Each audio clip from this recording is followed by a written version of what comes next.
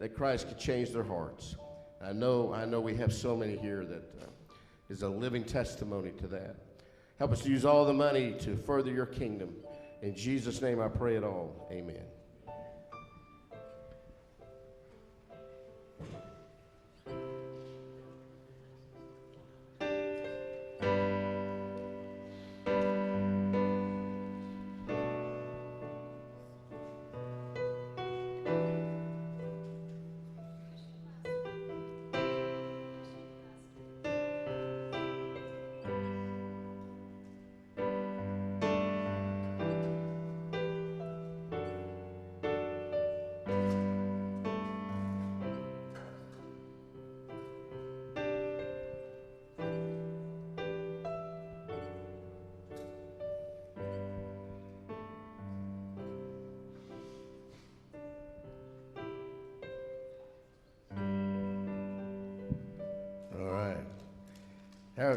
Thank you, Leanne. Leanne's going to be with us a short while longer, and then we won't see her for about a few weeks. And they're going to have a baby, going to have that fourth girl. Woo! I've already estimated a wedding for a female costs about 30 grand, so you're going to need about 120. Start saving it now. Got 4 of them to get married. For about 4 or 5 weeks, we've been talking about sharing our faith, and sharing Bible stories and things like that, things about your own life. And the best way, especially I don't think anybody raises, I know the Bible backwards and forwards. The best way to share your faith is by sharing what Christ has done for you in your own life. And we have somebody that's willing to stand up here and share that testimony with you. It took me a while to learn his last name. I know John and Mary over there, they always sit in that same spot. So they're good Baptists. They've never moved. That's why it's like Baptists. We don't change seats. Once we find our seat, that's it, man. And if you walk in and somebody's in, it's like, all right. But anyway, we read this verse last week from Peter, Jesus' first disciple. In your hearts, honor Christ the Lord as holy, always being prepared to make a defense to anyone who asks you for the reason for the hope that is in you. And so John Quagliani, did I say it right? Close enough. He's going to come up and he's going to share his testimony with you today.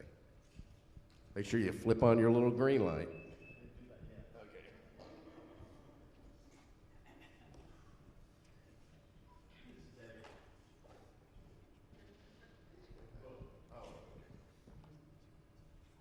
That's green. I was told to start off with a joke. So I'll start off with a joke. This young man, as a young child, he went to Sunday Bible school all the time, and he felt the calling on his heart to become a pastor. So he studied and he studied and he studied. Then he went off to seminary school, and he says, "Oh, Lord, I want to give the best sermon ever for my first sermon." So lo and behold, upon his graduation, he gets stationed in the middle of nowhere in farm country. So he's prepared. He goes, "Okay, I'm going to give a great sermon." So over the weekend, there was a massive snowstorm. And only one person shows up. So he goes, "Well, I studied all my life for this. I'm going to give my sermon." So 5 minutes goes by, 10 minutes goes by, 15 minutes goes by, an hour goes by, and he's finally done. And this one farmer that shows up, he says, "Farmer John, how did you like my sermon?" He says, "Pastor, I don't know much about sermons, but I do know a whole lot about cows. And I know if one cow showed up, I'm not going to give him the whole load." And that joke goes along with my book. Today I'm going to talk about my testimony, but I'm not going to give you the whole load. Now, in reference to this book I wrote, it was for me to get over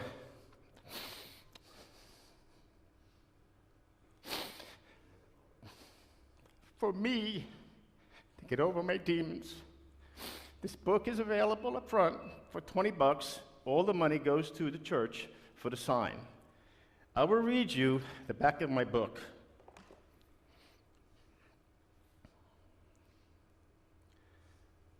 John was left at an orphanage at a young age of 10 by his mother because neither parent wanted him or his siblings. The mental, physical, and sexual assaults he endured left him a very bitter, angry, and hate-filled person. He came close to killing one of his antagonists and became a person who broadcast an attitude of, "Leave me alone." And believe me, you did not want to mess with me. I might have been a little guy, but I'd take you out. I really would take you out. In his young adult years, John became a very heavy drug user and was under serious drug addiction for over 17 years, feeling in prison due to his attraction to his misery. Many of us become attracted to our miseries because we don't know any better. So our misery is our comfort zone. Thank you. Our misery is our comfort zone. John had a strong desire to commit suicide, which I did. I would walk down the street and say, if that car wants to hit me, that's fine with me. That's fine with me. I had nothing to live for. Feeling alone and unwanted, John was searching for a way to end his constant misery and depression. I needed to get away from my demons. That's what it was, my demons. I had many.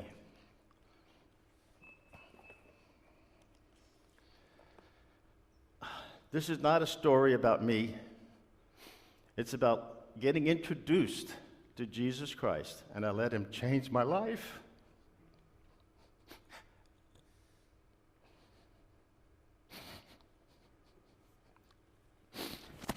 Just let him in your life, and you'll form a relationship. Accept God's grace. You see, I never knew when I was going to get beat as a kid. My father used a barber strap, his belt, or his calloused hands. He also had a mean streak, a very mean streak. On multiple occasions, he used one of these methods to instill fear in me, the tub. He would place a mouse in the tub and slowly fill it with water. I had to stay until that mouse quit swimming and would drown. That was one of my life's lessons. Another life's lesson I earned from my father. The other method was he would put a mouse in a small brown paper bag, place it in front of one of his car tires, and run over the mouse. I have no idea what he was doing, but it scared me to death. These were the only times he was showing any joy or having fun. My mom was a stay-at-home mom most of the time. As a child, it seemed I never knew what would upset her. I would do something kids do just being a kid. And then my mother would say, "Wait till your father comes home." I knew I was going to get beat. Another beating. My childhood was spent very carefully of whatever I did. I never knew if I was going to upset either parent. It seemed I was my father's favorite punching bag. As a child, I isolated myself to my room, playing with my erector set. If any of you don't know what an erector set is, it's like building you could build a building, but this is before blocks. You would have strips of metal, small screws, and you could build almost anything with it. And I found that very fascinating, and I would spend hours building things. We lived in a very congested neighborhood. The houses were next to each other, where the outside wall of one house was touching the outside wall of the house next to it. There was no front yard, front door open to a small platform, and then there was 4 or 5 steps led to the sidewalk. As usual, I was in my room playing with my erector set, and it was a Saturday, so my father was home. He was very upset with me because I was indoors playing. He told me to go out inside and play with my brother, who was 7 years older than me. She was much larger than me. I was 8 at the time. He was 15. I was the smallest kid playing and getting kicked and bruised around because I was so small. Bottom line, I got my butt kicked that day. So I went back to my room and continued to play with my erector set. Well, my father saw this and he got very angry. He exploded. He didn't hit me, which was a surprise. However, he came back a few minutes later with one of my mom's dresses, and he forced me to wear the dress and pushed me out the front door.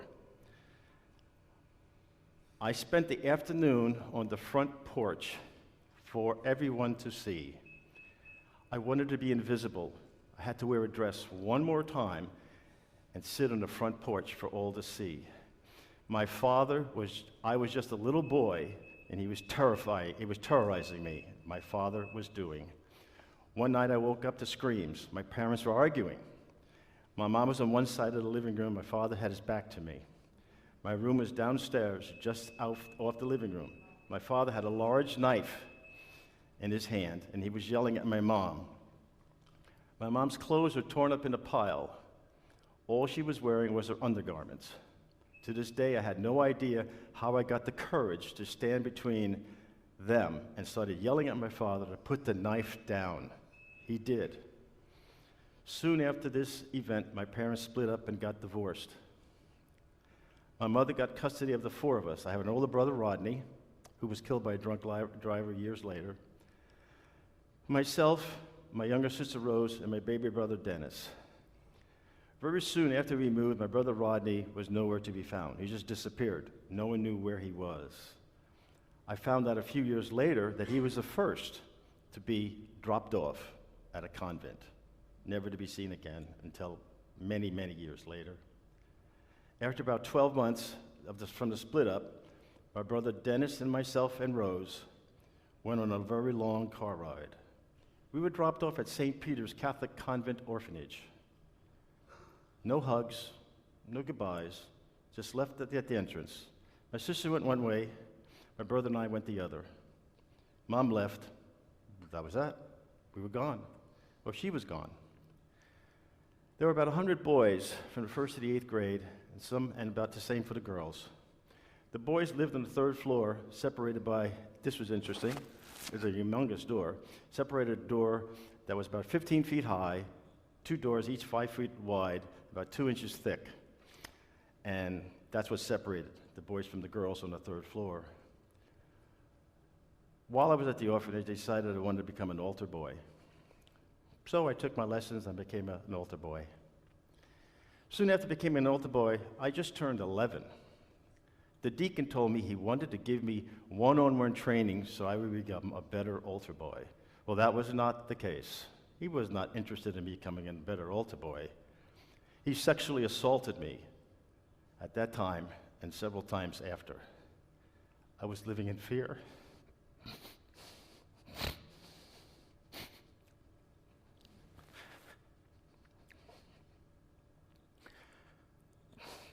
I did not know what to do, so I kept my mouth shut. When I graduated the 8th grade, I had to leave. I couldn't go home. No one wanted me. I had no advice from any adults. The facility only had accommodations for 1st to the 8th grade. So I was given a choice. I was given 3 choices that I had to make myself with no supervision. They didn't want me, I was informed, so they said you could put yourself up for adoption, or you can put yourself into a foster home if you care to do that, or you can get transferred to Boys Town, New Jersey. I elected to go to Boys Town, New Jersey. So after I got out of the 8th grade, I left. And they shipped me off to Boys Town. I selected Boys Town because I had hoped that might be something better for me in the future, because I didn't think highly of any foster care. Soon after arriving in Boys Town, I almost killed a young man. I literally wanted to kill him. And I did my best to kill him. I will tell you. When you go to Boys Town, or an institution like that, at least back when I went there, it might be changed since then, you learn very, very quick of the pecking order of where you're at. You know who the top boy is, and you know who the lower boys are. And you learn very quick where you are in the pecking order of an institution filled with boys who are troublemakers. There was only about 4 of us there who were not troublemakers. I was one of them. You learn real fast where you fit into your new environment.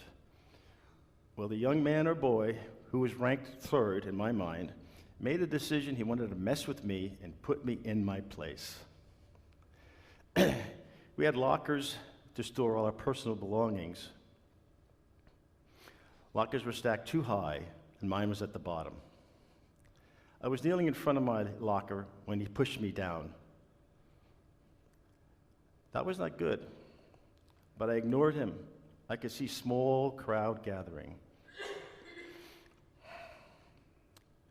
He did it again, and I said, I don't know what I'm going to do. More crowd started gathering. The second time, I says, I know I'm going to get my butt kicked. Again, I ignored him. He did it a third time with more force, and now he's bending over to start to beat me. To this day, I'm not sure how I did this. I don't know how I did it at all. As he leaned over me to start his punching, I jumped up as quick as possible, and I put both hands together as one fist. I hit his back, and with my right knee, I came up and hit him in the chest. I knocked the wind out of him. He fell to the ground. At that moment, I knew I was dead meat if I did not follow through. I jumped on him with my knees on his shoulders. I proceeded to strangle him with all my rage that had been piling up after all those years of abuse. I kept yelling, I'm going to kill you. I'm going to kill you. And I was going to kill him. It took a large group of people to get me off of him because I wanted to kill him. You don't understand that when you have such rage, nothing matters. You have blind rage. And that's what I had. And on that day, a new boy was born. He was full of rage and hate. He wanted to injure people. He didn't care who you were, what you were. You were his enemy. I had no friends. I didn't want any. After this event, they considered me crazy, and they left me alone. I was changed. I became bitter, hateful young man. I became more secretive. It seemed all those years of beatings and humiliations and sexual assault came to a head that day. Now I was pissed off. My whole being changed. I showed no fear. Was full of hate and anger. Spent 1 year in Boys Town, and my mom came to pick me up. But as soon as I got home, I was told I had to get a job. I had to pay the rent, I had to pay utilities, I had to pay for the food. Because I was working all the time, I was a very, very poor student. I never studied. When I graduated, I was reading at the 4th grade level. Bottom line, I really couldn't read. I couldn't read a sentence. I know that. I excelled in one sport in high school, or one activity in high school. I set 5 school records for distance events. I ran the mile in 4 minutes and 27 seconds in my junior year in high school. State competition, I came in 5th. Was kicked off the team my senior years because of my attitude. I couldn't take anybody telling me what to do, and I told my coach where he can take his advice. So he kicked me off the team, and I thought it was invaluable because I knew my senior year I would probably win the state championship because I was 5th, and I was the only junior that came in 5th. All the rest were seniors. After high school, I left home at once, traveling through the Midwest, doing odd jobs at different locations. I ended up in Kansas City, Missouri at a nice warehouse job. I was released from employment because the Vietnam War was going on. I was 20, no one would hire me. I joined the Navy and became an air crewman. I sat in the number 3 seat, pilot co-piloted me. I operated all the gear, transmitted all the information back to the carrier. I did enjoy being catapulted off the carrier multiple times. It was a lot of fun. I enjoyed that. As a young man, you don't realize that your life is in jeopardy when you're flying over enemy territory. You just think it's cool at 20 years old. Now I think back, I don't know. After the Navy, I remained in California and was told I could go to college for free. Since I was a veteran, it was free. I was not sure if I could go to college because when I was in the 6th grade, I was classified as a retard. I never studied. No one cared for me, so why should I study?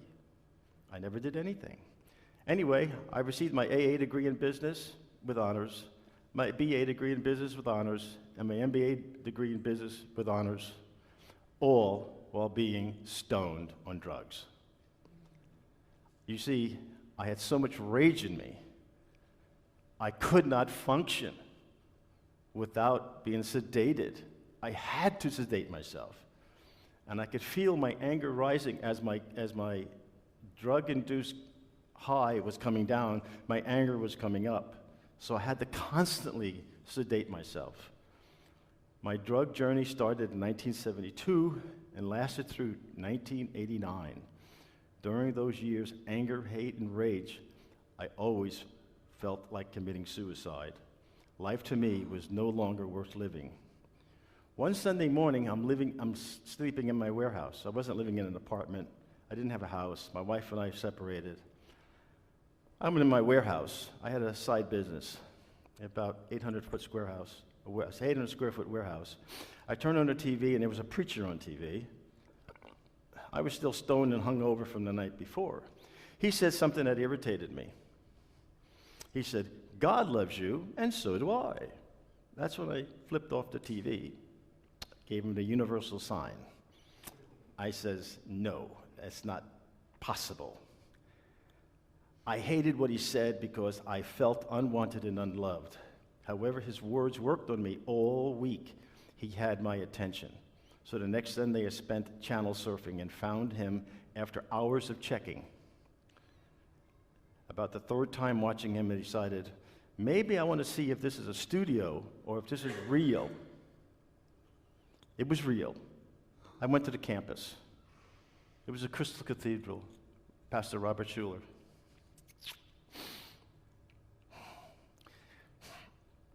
I made a decision to start going to church. Because it was a hard decision to make because I was in church when I was assaulted. I didn't see anything good in church. Nothing. So I picked a special day, September 20th, 1987, the date of my daughter's 15th birthday. I went to the Crystal Cathedral. His sermon was on forgiveness, something that I've been working on all my life, but I just couldn't do it. Because every time I would start it, I'd only get mad, and I'd have to throw it away. I couldn't do it. I didn't think much of it. I listened to a sermon. I kept going to the church on a regular basis. Well, I was going to the church every Sunday. About 6 months, one day, while driving home, just before my exit, I felt the presence of God in my car. I felt overwhelmed, joy, happiness. My heart was singing. I never felt this way in my life. Never. At that moment, I knew and I felt the presence of God.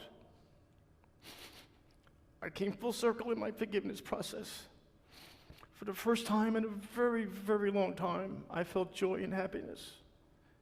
It felt great to face each day with hope and drug-free.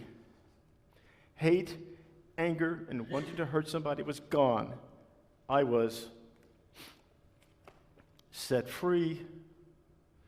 Forgive others, not because they deserve forgiveness. Forgive others, not because they deserve forgiveness, but because you deserve peace. I soon got involved with the Crystal Cathedral and started to volunteer help at divorce recovery. About 6 months in, Mary and I met, my beautiful bride of 32 and a half years.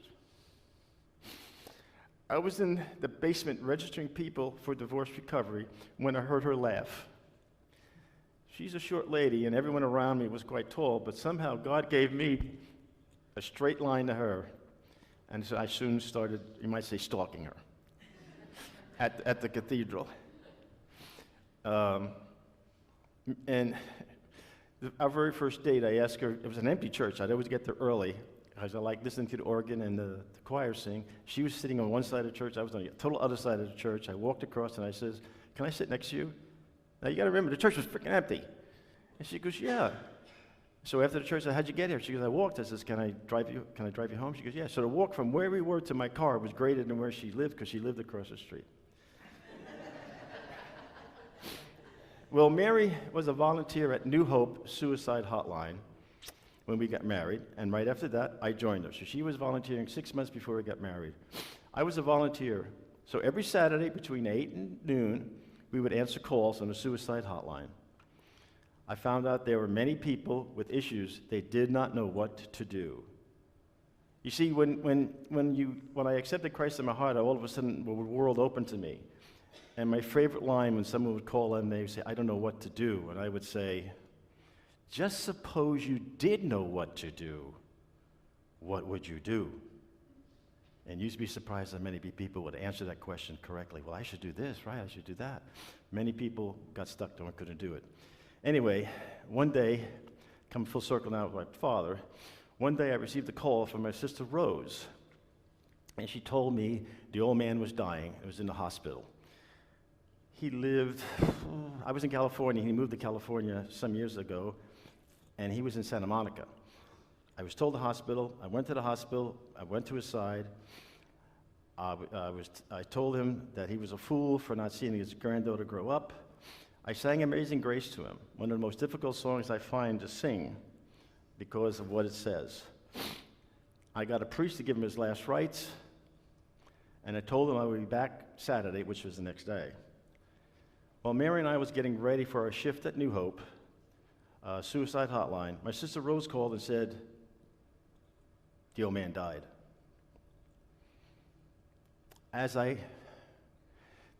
Sometimes you may not believe what this happened, but as I was hanging up the phone, I heard a voice whisper in my ear, it is well with your soul. I forgave him. And I was the only one at his deathbed. The only one. Mary wanted to know what happened. I told her the old man died. And she felt that I should have some remorse, but I had no feelings. Yeah, he died. Okay, fine. Okay, I ripped a page of paper. Same thing to me. There was nothing there anymore, but I did forgive him. We went to suicide hotline. I turned my phone on 5 minutes early. As soon as I turned it on, there was a lady called, and we have code names. Mary's name was Sarah, mine was Daniel, because sometimes people would come to the cathedral looking for Daniel or Sarah or whoever was on the phone. So mine was Daniel. The lady on the other end of the phone said her husband was going to kill her, and they'd been up all night. She told me it started a year ago and told me that her husband was going to do it and kill both her kids because a year ago she admitted she had an affair and she told them that it was over. Well, the night before, he found out that the affair wasn't over and that the affair continued that whole year. And he was going to kill her and kill himself and kill the kids. He had a gun. So I says, I tell you what, you're going to do this. You're going to give him the phone. And when you give him the phone, you get out of the house and take your kids. Meanwhile, Mary, on another line, got a hold of the police and linked up our lines so they knew exactly where he lived, and they were on their way to his house. So I didn't say it as calmly as I'm going to tell you here, but I basically agreed with him. But I was agreeing with him in an extremely argumentative manner, just as if it was my wife who did it, and I was screaming, no, kid, and she did that, and he was on my side. And so I did it for one reason and one reason only. I wanted him to focus on me, not the kids. That's what he said, hey, the police are here. And I says, I know. Put the gun down and walk out. Otherwise, they'll shoot you. That day, a few minutes before my shift ended, the phone rang again, and the phones rotate, so I don't know which call to get, but it happened to rotate to me again, and it was this lady, and she says, I don't know why I did that. I'm really sorry, but I did a lot of wrong things, and I'm going to change my life. Thank you for helping us. Remember, God is with you at all times, during the bad and the good. I'm going to give you a couple of things that happened with Mary and I while we were married to show you how God can get you through. No matter how difficult you think things are in your life, you can get through it. 3 major things rocked our marriage. And when I say rocked our marriage, I am serious when I say rocked it. We did not have a peachy keen 32 and a half years of wedding. I lost my job as the vice president of sales, marketing, and business development and was unemployed for 3 years because no one would hire a man of my age with so much experience and so much salary demand. They weren't going to do it. Number one. Number two, I started a business. Okay, fine. I'm a professional salesman. I can do anything I want to. I got God behind me, and God's my co-pilot. I later changed that phrase to God is my pilot. I started my business. A bookkeeper embezzled from my company $750,000 from federal payroll taxes and $150,000 from state payroll taxes. That put a crimp in my lifestyle. When you have the IRS coming after you relentlessly with no mercy, you really are afraid of prison. They do not hold back. I paid it all back. It was not easy, but I gave them what they wanted, their pound of flesh. And the third thing that rocked our marriage that almost really put a stress on us is Mary's beloved daughter, Natalie, died of stomach cancer. We went through grief share together for about 2 years, and it's nothing that any parent should go through. And last, I want to bring you full circle with my mom. When my mom turned 90 years old, I decided I was going to give her 1 whole week of total joy and total happiness and total peace, because I forgave her. So for 1 week, I took her to the Angel baseball game. I had her name up in lights at the game. I invited all my friends from church. They came over to our house and had a party. And every morning I would fix her breakfast and we had roses in our front yard, so I put a rose at her breakfast plate. And to the day she died, from what her friends tell me, she always bragged about how I treated her on her 90th birthday. I'm here to tell you that God set me free. And this book is available for $20. Every dime goes back to the church for the sign. I thank you, and may God be with you all and always give you grace.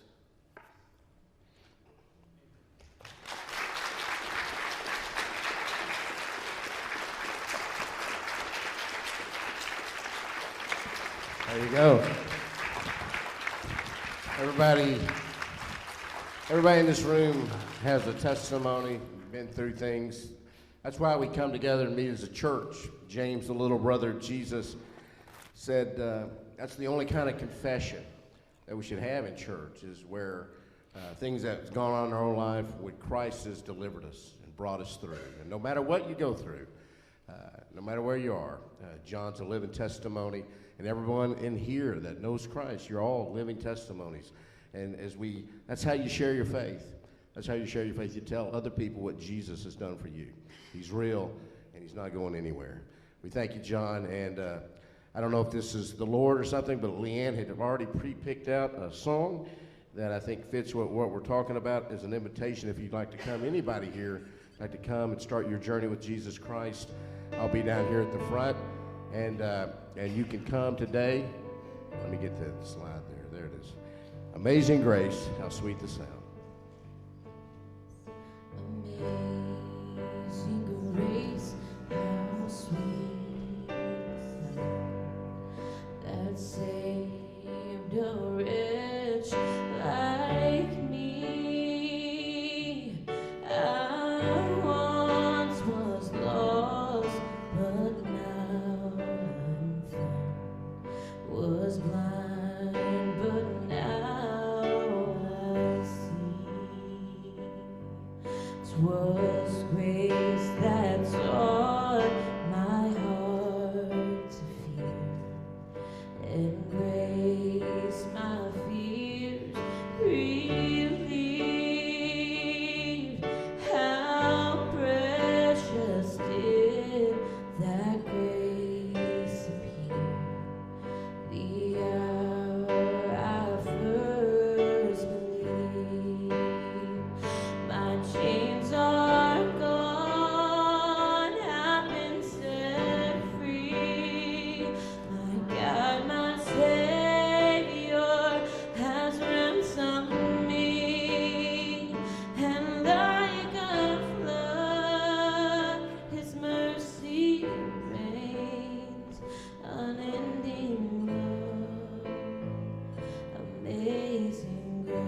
Let's sing through that one more time.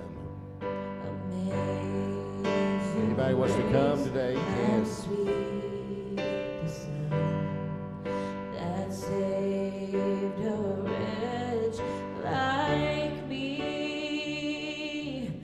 I once was lost, but now I'm found. Was blind, but now I see.